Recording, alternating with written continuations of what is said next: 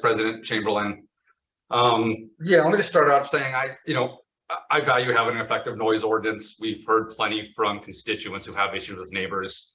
I just wrote back to somebody this afternoon who had a neighbor using power tools past midnight. And I really also value all the exceptions that are included in the code, like marching bands and chimes, and me being able to use my power washer during the day, having fun. But Bremerton, also does have a rich tradition of live music. We're embarking on the multi-million-dollar project in Quincy Square, that's embracing that tradition. And so I really don't think, Bremerton is like Footloose.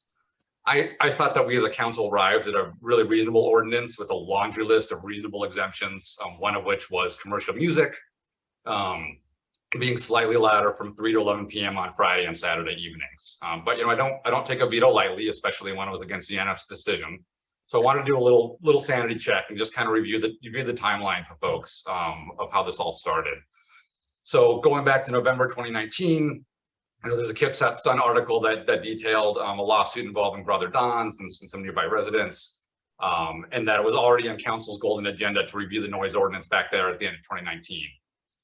February 2020, parts of our noise ordinance were ruled unconstitutional for vague language. There was a comment by council that the city was going to address, as soon as possible. Of course, that was February 2020. So then the pandemic hit, which put everything on hold for quite a while. But it came back in 2021. So on April 14th, 2021, there was a study session on a new proposed ordinance. On May 5th, there was a public hearing, no vote, just a public hearing. 5 people spoke up. On May 19th, 2021, there was more public comment received. But ultimately, council voted down 5-2 that noise ordinance. And that had the 100-foot rule in it. It wasn't 50. It was a proposed 100-foot rule. There was obviously some issues we've talked about, what's audible versus decibel readers. But by the Kip's Sun article, both council members Younger and Goodnow back then suggested relaxing noise regulations on the weekends for business. So almost exactly a full year went by to 2022 when it came back before us as council. So the Public Safety Committee on May 5th met to discuss it. The 100-foot rule remained, just like 2021 with some other changes. On May 25th of this year, we had a study session briefing on the noise ordinance. Council had some concerns, but wanted more public input. So we decided to hold another public input, no vote meeting. June 1st, we had that meeting. We took public input and had discussion, and concerns remained about commercial music venues. On June 8th, we had another study session. There still was no proposal on the table to address live music in commercial areas. And so council ultimately, bumped it back to Public Safety Committee. The mayor said, quote, "Council, I think you're going to have to decide. It's going to be on you to determine the decibel levels will be and what days and hours of the week, and toss that out there." And the mayor also said, quote, "I need an ordinance. I need it soon." So it was urgent that we get something passed. So July 7th, the Public Safety Committee met to discuss the noise ordinance.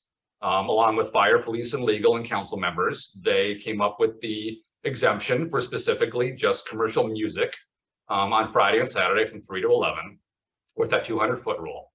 It went back to the study session on June 27th.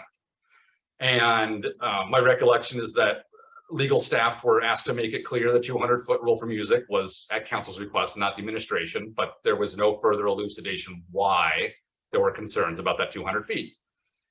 August 3rd, almost at the end here, we got to general business. We got written comments specifically on the 200-foot rule. There was a letter in support from the community, and if I got it right, I believe the individual was one of the residents involved in the original, Brother Don lawsuit there, or who had issues with the noise ordinance originally, and they said they were happy with the exemption and they were glad that it was Friday and Saturday evenings only. The attorney for Brother Don's thought the distance should be even greater and that it should be every day of the week. Some folks would want it there, but it was reasonable. There were no objections by council, no comments by the mayor. It passed unanimously. And in the mayor's veto, okay, yes. I'm going to give you 60 more seconds, but Perfect. I think you're about to wrap it up. Thank you. Thank you. So at the mayor's veto, I'm not saying any alternative proposal. It just suggested to go back to 100 feet or even 50 feet, which I didn't understand. It mentions affecting 1,000 properties from going to 100 and 200 feet, but that, it's an extreme example of assuming there's a commercial music venue on every linear foot of the commercial districts across the entire city. So I think it's, I'm sorry, extreme and not reasonable. So yeah, wrapping it up, I got to say, I don't think there's anything new or sudden about asking for a live music exemption. It's been out there for years. The mayor asked, told council they'd have to come up with something. The Public Safety Committee did. We've had a public hearing on the 200 feet. We got feedback. This is about a dozen public meetings in total on this issue. So I'm open to changing my mind on it. If anybody out there has a different argument or new data, I know it's not perfect, but I think it's quite reasonable. In the mayor's own words, we need a noise ordinance. We need it now. I'm happy to, vote yes, unless you change my mind. Thank you. Thank you, Councilmember Coughlin. Councilmember Frey. Yeah, Vice President, since I heard my name mentioned. Point of order. Point of order. Well, I just want to Point of make order, sure that Council I Vice get a President. chance at some point to. Sorry, point of order. No question was asked of the mayor. This is not the mayor's meeting.